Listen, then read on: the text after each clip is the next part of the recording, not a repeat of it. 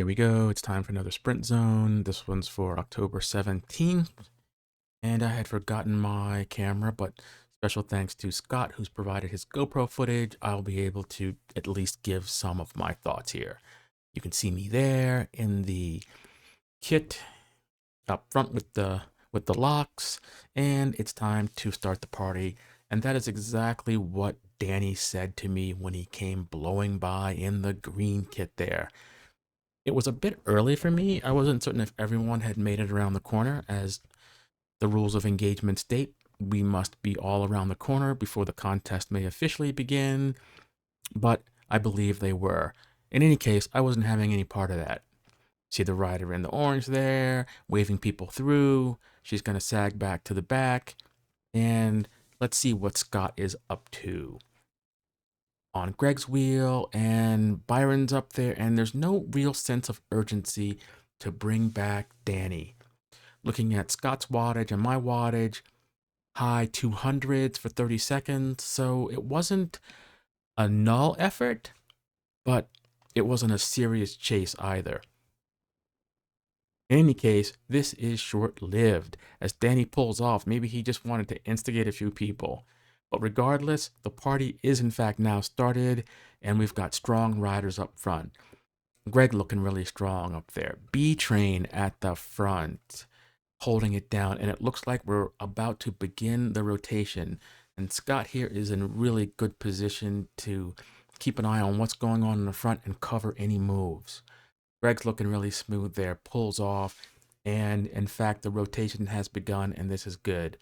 Looking at Scott's instantaneous power for a second, they're over 400 watts to get to the front. Mine in the high 300s, and we're looking at both of our 30-second powers very close, 270s, 280s. So there isn't that much draft, but clearly anybody back there is still working. I come through for the rotation. Curtis comes through for the rotation. Danny has gotten back in, happy that the party has begun. Marcelo's looking strong up there. And what's happening here? Looks like Byron comes in for the rotation. Greg comes in for the rotation. Scott's thinking about it back here, but he kind of lets this gap open up.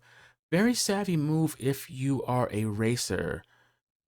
If there were people at the end of the event saying, hey, you weren't doing your pulls, and I've seen that at some of the major events when you see some of the postmortems, they'll say, yeah, so-and-so won, but he didn't do any work. Well, it's really not doing about work. And if your goal is to be there in the sprint zone, that's kind of a savvy thing. In any case, we're getting kind of strung out here, and I believe it is B-Train up here driving this. Looking at our heart rates, and you can see Scott's heart rate much lower than mine. In fact, mine is really high. I don't look at these things when I'm actually riding. It's only in the post-mortem here that I have any idea, but I did think I was kind of working hard here. And 167, 168, that's pretty much all I really want to do comfortably in under the lactate threshold. Looks like we're doing pretty good here. No real changes. Curtis looking strong here. And here comes the attack from Eric. For a minute there, I thought he was going to just slot in there, but here he goes. Not much of a big slingshot, but at 27 miles an hour, and that's what Scott and our posse is doing.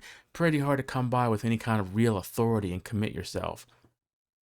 Looking strong here. It looks like we're back in the rotation. Greg's up front working pretty hard. B-Train sitting in, and it looks like Curtis surprisingly does not go with the rotation here.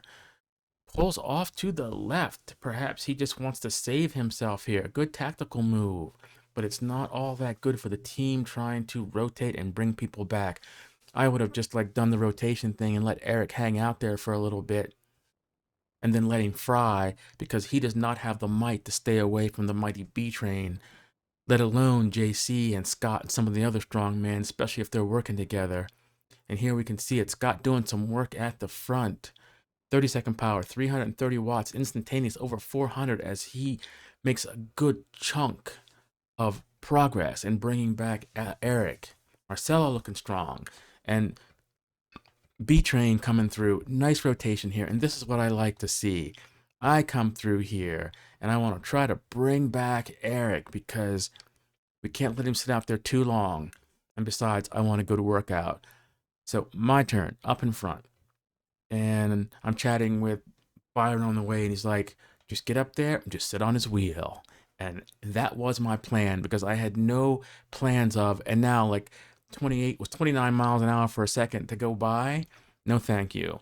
And this is when my power meter apparently quits. Like, I don't look at this stuff when I'm actually riding. And I'll digress a little bit. I talked to several riders and they're like, I don't want to have power. I don't want to have heart rate. I'll be staring at it all the time. Like, what? I just don't get that. I am like living in the moment. There is nothing that would distract me from my positional awareness. The only time I look at my power and or heart rate is if I'm at the front or chasing and I'm worried about like blowing up. Otherwise, that thing might as well just be a data recorder with no display. Someone will have to tell me and explain to me why this is such a focus or what the mentality is like for people who just can't not fixate on data if they have it. Anyway, I digress on that one. So Scott's got excellent position here. His power's looking good. His heart rate's coming down a little bit, 156. Not super high for him, and I've seen what he can do, so I know how much he's actually working here. I'm actually like at 177. There's got to be a problem with my heart rate monitor. I know I was like working hard, but I didn't feel like it was that high because normally if it's that high, I'm just pulling off and it's adios because I don't have any more. Or maybe it's all my training. Kind of wish I had my heart rate or my power meter working. I don't know if it's the power lines or some interference from somebody else's telemetry or something. Never seen that before. Kind of weird. In any case, looking strong here, and we're letting Eric just kind of hang out there for a while. No rotation, as if you're going to attack like that, you got to own it. Everyone's in really good position here. I can't see how many people are in tow, but I think it's a good mass. I'd rather not be so close to the pointy end of the stick because the draft isn't perfect, but it's better to be there than to be gapped off and have to blow a ton of watts or matches just to get back up to where the action is. And it's a good pace, not much wind, 28 miles an hour. So Eric is throwing it down up there and happy to be there. Not much going on here as far as any sort of positional change. And here we hit this little grade, and we can see that this kind of pulls people up as you get that little bit of compression. Eric still happy to be out front, not looking for any assistance. And this is from his extensive training and racing. He doesn't need to ask for any help because I'm guessing that if he did slow down, everybody would kind of swarm and it would slow the pace down. And here we go, a serious attack by Mr. Lawyer. JC, and now you know it's serious. We got Josh Sturgeon and Greg, and Scott is quick to be on the wheels. I got kind of scraped off back there because I was sitting behind Eric, and I had to chase back on, but you can't really see that I was doing anything because my wattage isn't being displayed, but my heart rate's up there. Anyways, good position here, and people are ramming and a thumping at 29 miles an hour, and there's still several hundred yards to go before the top of this summit. Let's see what's, oh, and Greg gives up the ghost, and now there are three. Josh Sturgeon riding above his station as he had not seen the point end of the stick yet, unable to hold it. Mr. Lawyer, nice attack, but not enough to hold off JC. And if we look at Scott's wattage, sitting in at over 4, 5, 600 watts, 700 watts, 800 watts just sitting in. What is the man up front doing? Serious wattage must be put out there. Most impressive. I'm back there. Somehow my heart rate's gotten up to 184 beats. And I don't know if that's right or my fitness has improved, but that's impressive. And my wattage has come back too. Oh, that's kind of cool. Anyway, pushing over the top. JC not looking for any help, just going for it. Head down. Throwing out the major watts. Scott's watch sitting in still at 400, 500 watts as we hit the crest. And it looks like Scott might edge him out for this one, but most aggressive rider.